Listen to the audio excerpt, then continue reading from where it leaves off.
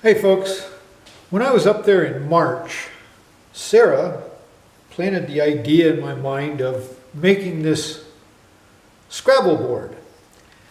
But as I thought about it, I said, you know what would be maybe more fun, more interesting, would be if I gave you a kit to build your own Scrabble board. So I came up with what you see in front of you, a Scrabble board in pieces. It doesn't look like it's in pieces right now, but trust me, what you got in the box, the crate that showed up, is this, all in pieces.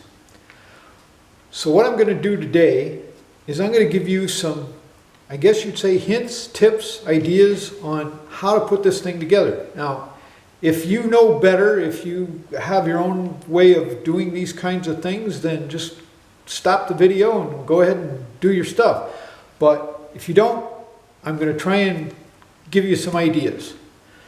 First thing that I would strongly suggest doing is sort of an inventory.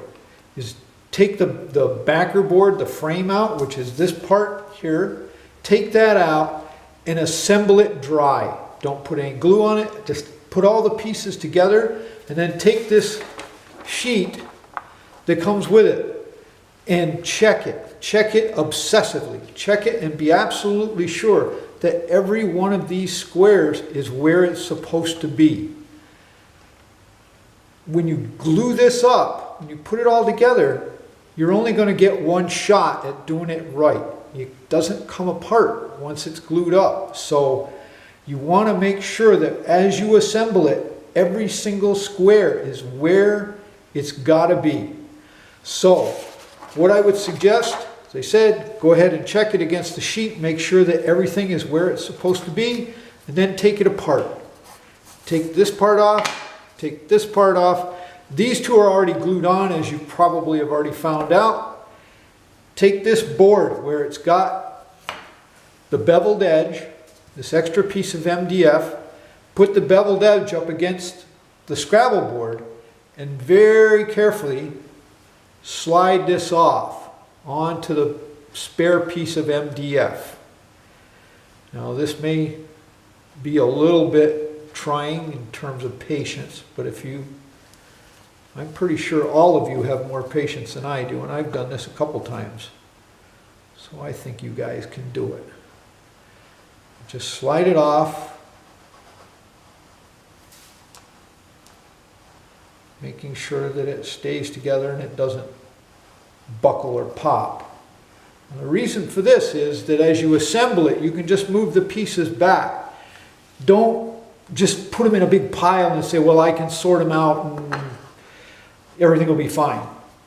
That's the road to disaster, I'm pretty sure. I've never built one of these before, but I've built stuff that's sort of like this, and I can tell you from sad experience that just putting it in a pile and figuring you can do it as you glue it is a bad idea. At this point, I would say probably you're ready to glue. There's nothing else that you can do with these pieces. Oh, one more thing is when you lay these out on the board, you'll see that the pieces are not the same top and bottom. The top side, the face side, or what I call a face side, is usually you'll see a little bit of a scorch mark on it from the laser. That's good to have that up. The back side will have a pencil mark on it going, in this case, up and down. In general, what you want to do as you lay this out the first time, you want to have that pencil mark going up and down the board. That's the direction of the grain in the maple. If you just try and do it by eye, maple is so bland that it's hard to see. I kind of know what to look for, and I figured out which way the grain lays in all of these pieces. So I oriented them correctly, and I put a pencil mark on them for your convenience. So what you want to do is, as you're laying this out the first time, just dry, is make sure that the pencil mark is down and it's going that way. Now if it suits you better, I don't know, if it suits you better to have them sideways, then make them all sideways. Don't make them, some of them this way and then some of them this way. That will be very bad later on. So pencil mark down, generally running up and down the board. Okay, now as you can see on the board, I grid lined it for you to show you where to put the glue. What I would suggest is starting down here. This thing is fixed and it's at a very nice 90-degree angle, all set for you, and it's all sanded, ready to go. So what I would suggest is start out in this corner with something like a 4x4 block to begin with, because it's pretty easy to do and you can do it fast enough so that the glue is not going to be a problem. So what you want to do is take some glue. Now I'm using Type Bond 2. You can use Type Bond 3. You can use Elmer's, whatever floats your boat. I don't care. Just a good wood glue. Doesn't necessarily. This is interior exterior. It doesn't have to be interior exterior. It can be just interior only. I think almost anything that's a decent wood glue will work just fine. Do not use a hot melt glue gun. Don't use contact cement. Those are a bad idea. I won't explain why. It'll take too long. Okay. To begin with, take the glue. Glue, glue, glue. Take the little brush that I'm going to give you and spread it thin, thin, thin, thin, even. Don't put it on thick. Don't have an excess on there. And don't go out to the 4x4 lines. Don't go all the way out. We don't want to have glue, a lot of glue squeezing out as we go. Under no circumstances do you want to have lots of excess glue coming out from underneath this, because it'll mess up the next row. So now you've got glue on there, and what I would do is just take a pencil to pick these out and put them in place. It doesn't matter whether you start with rows or columns. I don't really care, and I'm pretty sure that the little squares don't care.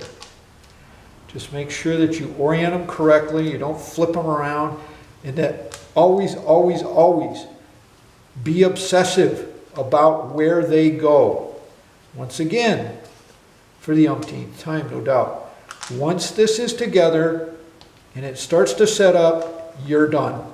You cannot, without a great deal of suffering, you cannot take this thing apart and fix it. There is no do-overs with this. So do it right the first time and it'll be just fine.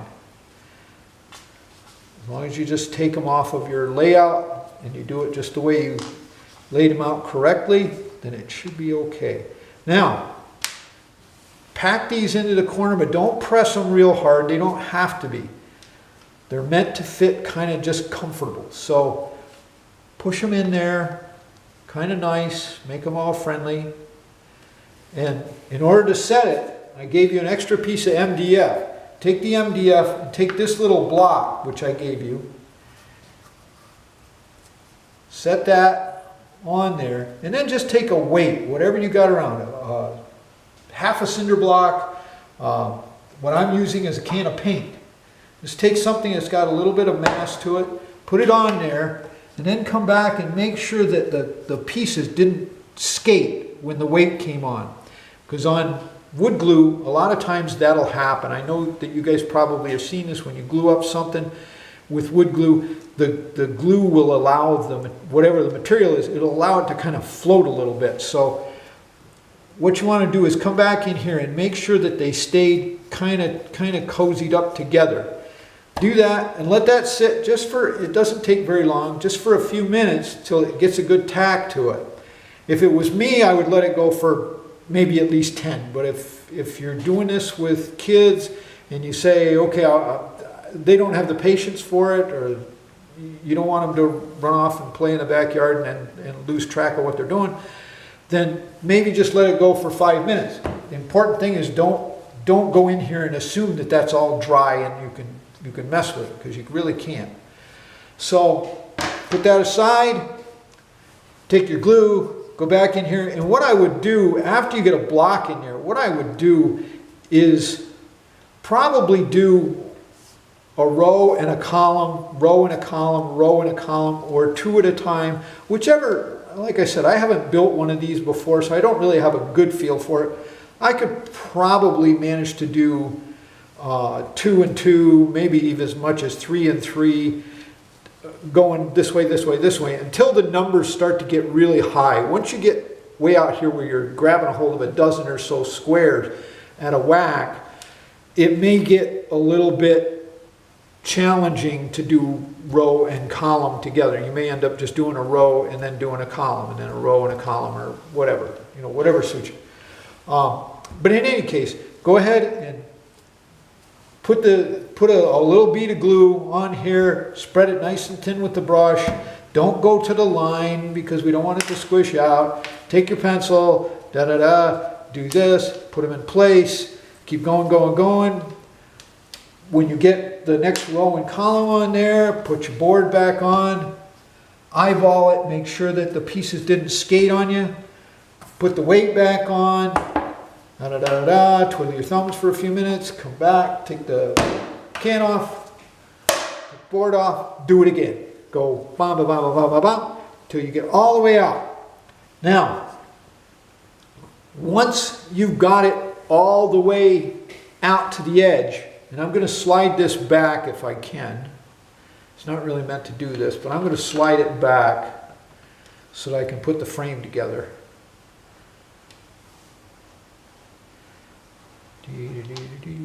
See, the bevel only goes one way, so this could end up being a disaster. Let's do this. That might help.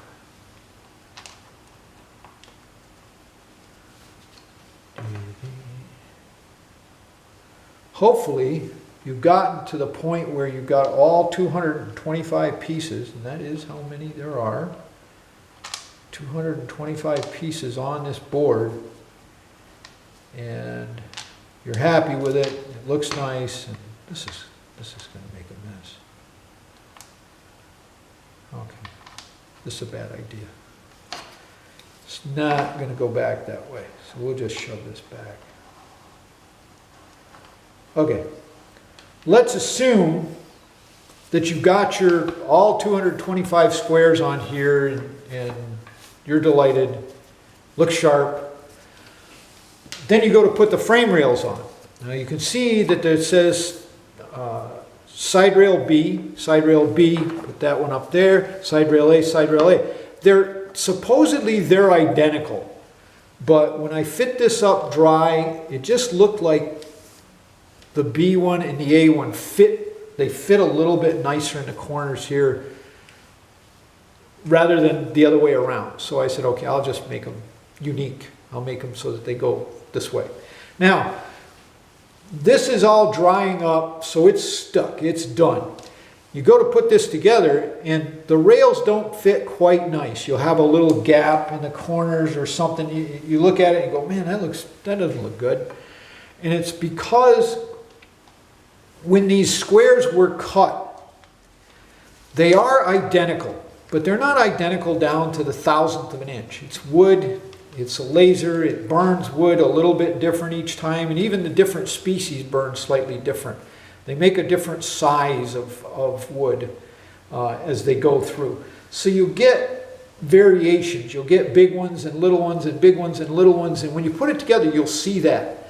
I wouldn't worry about it too much because it's kind of a statistical thing. If you mixed all these things up and you just started assembling it, you'd end up with some big ones and some little ones in every row. You wouldn't end up with all big ones in one row and all little ones in another row. It just doesn't work that way. So I would just assume that it's all going to come out kind of nice on the edges, across the top and across the far side here. But if it doesn't, I wouldn't get too excited about it. I would let the thing set up without putting the rails on it, and I'd let it really set up pretty good so that I could come back with the sanding block, which I'm going to tell you what you want is just a block of hardwood of almost any size, but this is a nice little 2.5 by 2 by 3/4 block that I use as a flat sanding block. And you're going to need one of these next anyway, so just put one together and you'll be happy. Take the sanding block and put a piece of, this is 60 grit, put a piece of something pretty coarse, 60 grit, maybe as high as 120, nothing higher than that. And come back in here and go up against the side of the pieces, the way they're glued up, and hold the block nice and square, and just come along here and you can sand that edge. Wherever it sticks out, wherever it's a little bit bumped out, just come back in here and sand that down. Make sure you're putting pressure going this way laterally instead of vertically. Otherwise it'll cause some trouble with the MDF. But just come in here and knock that down a little bit, knock it down a little bit, and then try the rails and see how they fit. And make sure that they fit nice and tight in these corners, because it'll come out better, it'll look better in the end. So once you get that all done, and you got your rails fitting so that they look really good, go ahead and put a bead of glue where it says side rail A and where it says side rail B. Put that on there. Don't need to put it anywhere else. Put them on. Now, because the rail is actually a little bit kind of taller than the board is, what you're going to need to do to make that clamp right is to take that extra piece of MDF that I gave you and put it underneath. Put it underneath your finished board so that it's off the corners a little bit. Like that. You'll understand when you do this. That way, when you put your clamps on to clamp this rail down, you're actually clamping the rail to the MDF instead of just trying to shove the rail through a tabletop. You'll get it when you see it. It'll make perfect sense. But you go ahead and do that. Get that rail on. Get this rail on. Get them on tight so it looks nice. The next step is going to be sanding this thing. And this is where it starts to look really good, I think. I'm pretty sure it will. What you want to do is take your sanding block that we talked about a minute ago, take that and put a piece of, I'm going to say 120. Like a 120 grit paper on there. Just fold it around it, and this is one of the reasons why I want you to orient the grain. The grain in all the number letter squares goes up and down the board already. I want you to orient this grain this way so that it'll sand nicer. So you start sanding it, go up and down the board until you're happy with it, till it decks nicely, till it's got a really good feel to it. When you do that, what you'll find is all the scorch marks will disappear. The dark woods, the exotic woods, they'll pop a little bit. They'll probably pop a lot because they got scorched really good by the laser. So you'll get a lot of contrast between the wood and the lettering. It'll jump right out instead of being kind of muted right now, and it'll all brighten up. So do that. Sand that with that 120, and then come back with a 220, maybe even a 320, and sand it till it's nice and glassy and smooth, and then be sure to blow it out. Get some compressed air, whether it's air in a can or if you've got access to an air compressor, come back and blow it out scrupulously. Be very, very detail oriented. Get all the cracks and crevices. You're going to have lines going all the way across here and up and down, and you're going to have dust in all the letters. Blow all them out so that the board is nice and clean before you move on to the next step. Now, speaking of dust, some of this is exotic wood. It's South American, some of it's African. When you sand this stuff, people that have allergies, sometimes that bothers them. So do this in a ventilated area. If you've got somebody that has allergy trouble, you may want to get a dust mask and put that on so that you minimize the problems. Hand sanding generally doesn't raise a big cloud of dust anyway. Do not power sand this. Do not use an orbital sander. Do not, God forbid, don't use a belt sander. The reason for that is sanders of that type, orbitals, vibratory sanders, they typically have kind of a soft pad to them. And the pad allows the sander to kind of move over uneven surfaces a little bit better. It's by design. But in this case, it would defeat the purpose. Is because these woods are of different hardnesses, what would happen is the sander would kind of give way on the harder woods and it would dig in onto the softer ones. So you'd end up with a surface that's kind of got some waves in it. Wherever there's hardwood, it would stick up. Wherever it was soft, it would be kind of dented in. And you'd be very unsatisfied with that. So use only hand sanding with a hard block, very flat block sander, and you'll be a lot happier. Anyway, once you've got this thing blown off and it's all nice and bright and clean, there's no dust on it, then you can put some finish on it. What I use is this, or what I would recommend is this. You can get this at Lowe's, you can get it at Home Depot, you can get it online, you can get it in a lot of different places. It's a clear satin, works really well, it's very forgiving.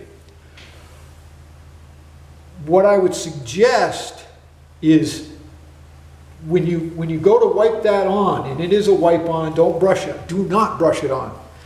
If you go to wipe it on, get some on the rag and come in and let it soak into the rag a little bit. Don't put it on with a really wet, kind of soggy rag, because what'll happen is it'll go into the letters, it'll go into the numbers, and it'll puddle, and it'll make a mess.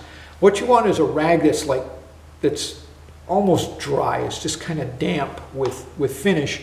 And just go real light. Don't scrape it on anything, because once again, you'll end up getting stuff built up in the letters and numbers, and that'll be bad. So do it kind of dry.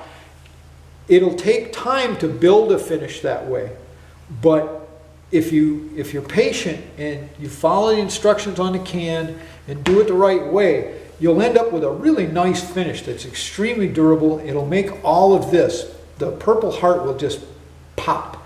And some of these other woods in here, I've worked with them before, they look terrific when they're finished. They really, the grain looks great, the color looks great, you'll be very happy with it.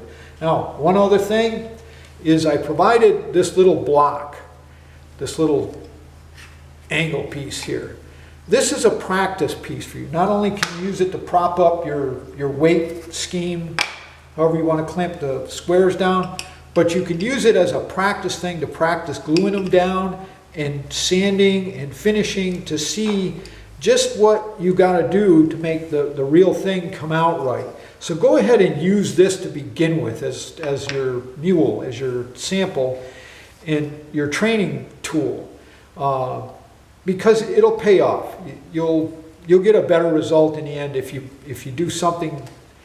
If you do something wrong with this, it would be bad. If you do something wrong with this, you learn from it and you say, okay, who cares? So go ahead and do that. I think we covered finishing and sanding and da. I think that takes care of it. I hope you guys enjoy it. Like I said, I got the idea. This is all Sarah's fault. If you want to blame somebody, I hope you guys get a kick out of it. I conceived of it as a way that you guys can do a little project together, get something the kids will like out of it, get the kids involved with this project. I'm not sure how much patience they got for gluing these little squares up together, but maybe they're at a point age-wise where they can handle that. I think you'll enjoy it. If it comes out great, let me know. If it doesn't come out so great, forget I brought it up or forget I sent it to you. There's one other thing in the crate. Let's see. Just to mention this, you'll find a couple of bags, 2 McMaster car bags and another piece of paper with an instruction thing on it. This is to help, what I hope will help Jim fix his snowblower problem. I came up with that just after I got back, and I made some parts for them, and I figured I'd wait until I got this all together before I sent it all up in one whack. So you'll have the kit for making the Scrabble board, and you'll have the repair thing for the snowblower in the same box. Like I said, enjoy. If you don't enjoy, you know, my apologies in advance. But if you do, let me know.